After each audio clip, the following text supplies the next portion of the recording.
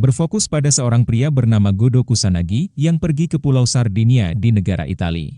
Kusanagi disuruh oleh kakeknya untuk mengembalikan artefak ke seorang wanita yang berada di pulau tersebut. Tak lama, Kusanagi bertemu dengan seorang wanita bernama Erika Blandelli yang mengancam untuk menyerahkan artefak. Erika adalah ksatria dari salib tembaga hitam dan bisa bahasa Jepang karena menguasai ilmu sihir. Namun tiba-tiba terdengar suara misterius yang mengubah pulau itu ke dunia yang lain. Kejadian itu menandakan munculnya salah satu dewa yang menyerupai wujud babi. Erika kemudian menyuruh Kusanagi untuk menjauh dan mencoba menghentikan dewa yang mengamuk.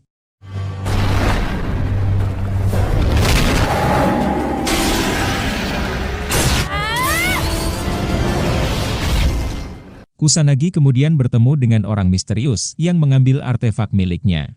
Orang ini mengaku sebagai pemenang dan belum terkalahkan dalam pertarungan. Orang ini pun mengembalikan artefak tersebut dan menitipkan sesuatu pada Kusanagi. Dan tiba-tiba, muncullah kuda poni berwarna putih dan orang itu pun menghilang. Erika tak bisa menandingi kekuatan dewa dan sempat terpental sebelum diselamatkan oleh Kusanagi.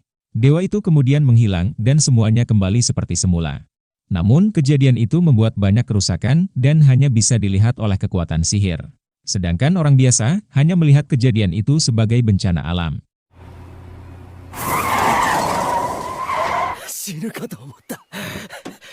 Kusanagi pun bertemu dengan wanita pemilik artefak yang bernama Lucretia Zola. Zola adalah kenalan kakeknya Kusanagi yang berumur tua dan terlihat masih muda. Tanpa disangka, artefak itu merupakan pusaka sihir dari Dewa Prometheus dan diberikan langsung kepada Kusanagi. Erika kemudian mabuk parah setelah minum miras bersama asistennya yang bernama Anna. Berbeda dengan Kusanagi yang malah merasa pusing karena melihat kelakuan keduanya. Kusanagi pun mengantarkan Erika ke kamar dan sengaja dikunci oleh Zola agar keduanya bisa berenak-enak. Erika yang tak sadar pun meminta dibukakan bajunya yang membuat Erika terlihat sangat menggoda.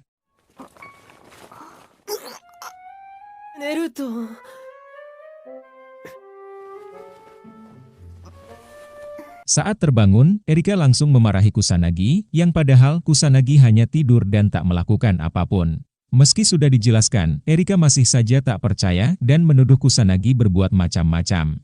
Dan tiba-tiba muncul sosok Dewa Pelindung yang dikenal dengan Dewa Melkart. Erika meminta Dewa Pelindung agar tenang dan tak melakukan pertarungan. Namun usaha itu gagal, dikarenakan lawannya sudah muncul dan menyerang Dewa Pelindung. Dan ternyata, bocah yang ditemui Kusanagi adalah Dewa Perang dari Persia yang bernama Feretragna. Dewa Persia ingin mengalahkan Dewa Pelindung untuk melengkapi semua perwujudan dewa.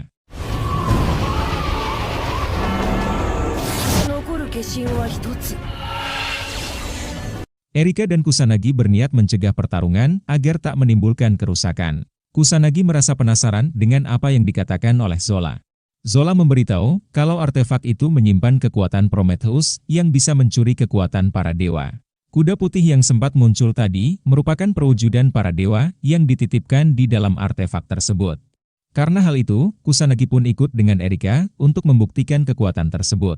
Kusanagi meminta Dewa Pelindung menjadi rekan satu tim agar Dewa Persia tak memiliki semua perwujudan. Penawaran itu dianggap sangat menarik dan disetujui oleh Dewa Pelindung. Kusanagi dan Erika pun diberikan sihir pelindung untuk menahan serangan dari Dewa Persia. Namun ternyata, Dewa Persia memiliki pedang emas yang bisa menembus pelindung para dewa. Pedang emas bisa melenyapkan kesaktian para dewa dan mengubah sosok dewa jadi manusia biasa. Meski begitu, Kusanagi tetap tak mau mundur dan bisa mengalahkan Dewa Persia setelah mencuri pedang emas.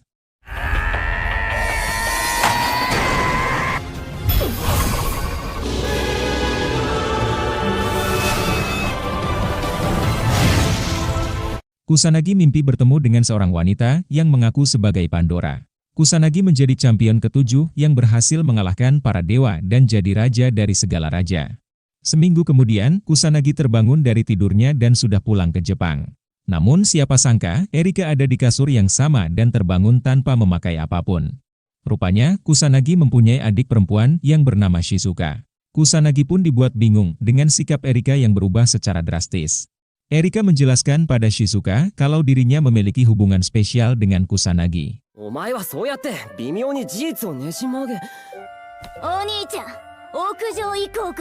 Kusanagi kemudian menjalani harinya sebagai pelajar di salah satu sekolah. Temannya memberitahu akan ada murid pindahan dari Italia yang memiliki wajah cantik dan juga seksi. Namun, Kusanagi masih kepikiran tentang dewa perang Persia yang membuatnya tak peduli dengan murid pindahan. Kusanagi pun dibuat kaget saat melihat murid pindahan itu adalah Erika. Parahnya lagi, Erika menyerahkan masa depannya pada Kusanagi dan mengatakannya di depan para murid. Kusanagi hanya bisa bengong dan merasa malu karena kelakuan Erika. Para cowok jomblo pun mulai merasa kesal, dikarenakan Kusanagi memiliki cewek seperti Erika. Kusanagi bermaksud membawa Erika keluar kelas dan malah menarik murid lain yang bernama Maria Yuri.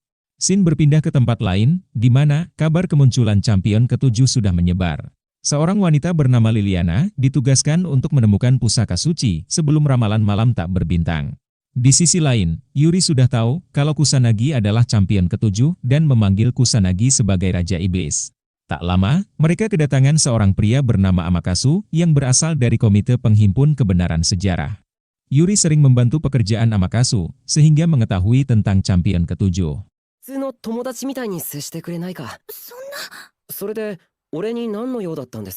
Kusanagi pun pulang ke rumah dan langsung diomeli oleh Shizuka, dikarenakan gosipnya dengan Yuri sudah menyebar. Kusanagi kemudian masuk ke dalam kamar, sambil memikirkan perkataan Amakasu. Amakasu mengatakan kalau Rika sengaja mendekati Kusanagi agar mau bergabung dengan salib tembaga hitam. Dan tiba-tiba, Erika ada di samping Kusanagi dan merayunya untuk berenak-enak. Kusanagi pun bertanya pada Erika tentang alasan Erika mendekati dirinya. Untuk membuktikan perasaannya, Erika mengajak Kusanagi untuk berkencan dan malah membawa Kusanagi kembali ke Italia.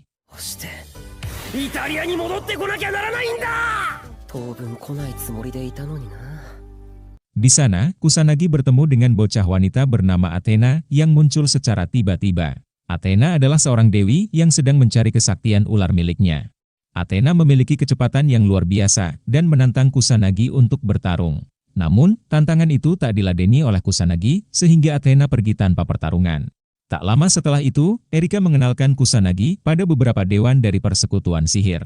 Erika pun mengeluarkan pedang miliknya untuk membuktikan kekuatan Kusanagi pada dewan tersebut. Mau tak mau, Kusanagi harus meladeni Erika dalam pertarungan sungguhan.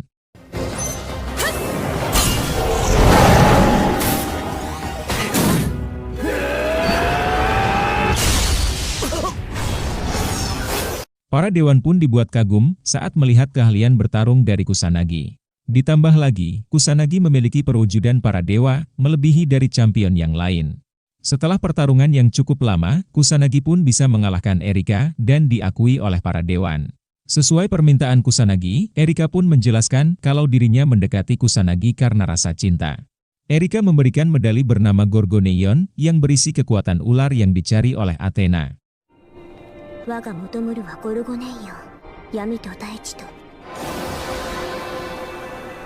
Kusanagi dan Erika pun kembali ke sekolah sambil bergandengan tangan. Erika menjadi siswi paling terkenal dan banyak disukai oleh murid lain.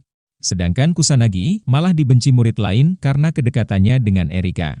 Kusanagi lalu menemui Maria yang memintanya untuk mengobrol berdua. Mereka membicarakan tentang Gorgoneion yang diberikan Erika pada Kusanagi. Maria mendapat informasi kalau Gorgoneion dibawa ke Jepang oleh Kusanagi. Maria mengatakan Gorgoneion adalah pusaka suci yang dapat membawa kehancuran bagi dunia. Setelah obrolan yang cukup lama, Kusanagi menyerahkan benda itu ke Maria dan lanjut mengobrol di sebuah kuil. Kali ini, mereka membicarakan ramalan tak berbintang yang diramalkan oleh Putri Alice. Putri Alice adalah gadis kuil yang mencapai tingkatan tinggi dan ramalannya tidak pernah salah. Gorgoneion dilindungi oleh lapisan sihir yang kuat sehingga tak bisa dihancurkan. Lagi asiknya mengobrol, Erika kemudian datang secara tiba-tiba. Erika sengaja menyerahkan Gorgoneion pada Kusanagi karena hanya seorang champion yang bisa melawan para dewa. Erika meminta Yuri agar menggunakan indera keenam untuk mengetahui posisi Athena. Kusanagi dan Erika pun langsung menuju ke tempat tersebut dan berhasil bertemu dengan Athena. Athena bisa merasakan keberadaan Gorgoneion dan siapapun yang membawanya akan dianggap musuh.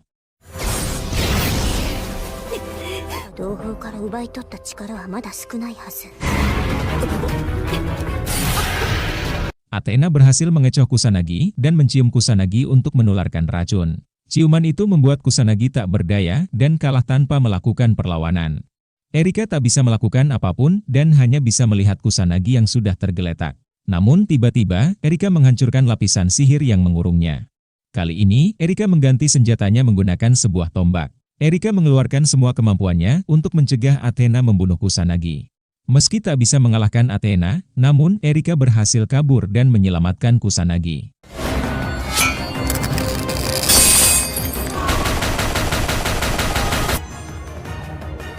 Di tempat lain, Maria dihadang oleh Liliana yang mencoba merebut Gorgoneon. Maria berniat menyegel Gorgoneon selagi Kusanagi dan Erika bertarung untuk mengulur waktu.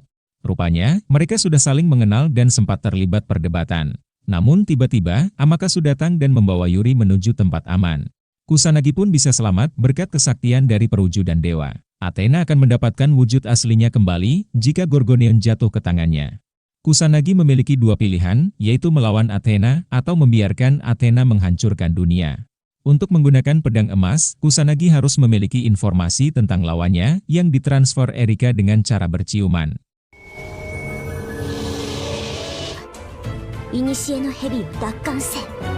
Saat malam harinya, semua lampu di kota mendadak mati yang menyebabkan kemacetan panjang. Amakatsu dan Maria pun terjebak di kemacetan tersebut yang membuat situasi jadi lebih rumit. Mau tidak mau, mereka harus meninggalkan mobil agar cepat sampai ke tempat tujuan. Sementara Athena mengerahkan gerombolan burung hantu untuk mencari Gorgoneon di tangan Maria. Maria kemudian sampai di sebuah kuil dan langsung menelpon Kusanagi. Bukannya cepat disegel, Maria malah menelpon Kusanagi dengan waktu yang cukup lama. Akibatnya, Maria kehabisan banyak waktu dan bisa ditemukan oleh Athena.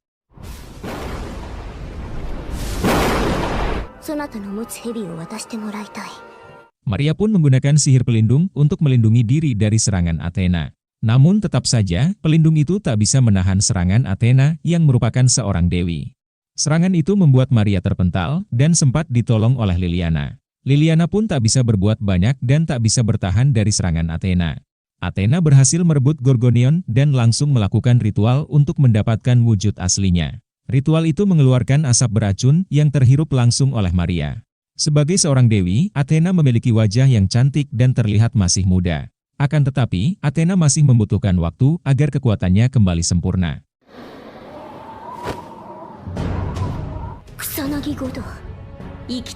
Kusanagi menggunakan pedang emas untuk mengeluarkan racun di tubuh Maria. Kusanagi menciptakan dimensi ribuan pedang emas yang diciptakan sebagai area pertarungan. Mereka pun bertarung di dalam dimensi tersebut tanpa gangguan dari orang lain. Athena membangkitkan kekuatan ular yang membuatnya masuk ke dalam jebakan. Hal itu dimanfaatkan oleh Kusanagi untuk mengungkap masa lalu Athena dan membuat pedang emas semakin kuat. Ribuan pedang emas akan terus menyerang musuh selama Kusanagi tahu informasi lawannya. Namun, Athena bukan dewi yang lemah yang bisa dikalahkan dengan cukup mudah. Bahkan, Athena bisa bertahan dari pedang emas yang membuat Kusanagi kehabisan informasi. Sampai pada akhirnya, Kusanagi bisa mengalahkan Athena setelah bertarung dengan cukup lama.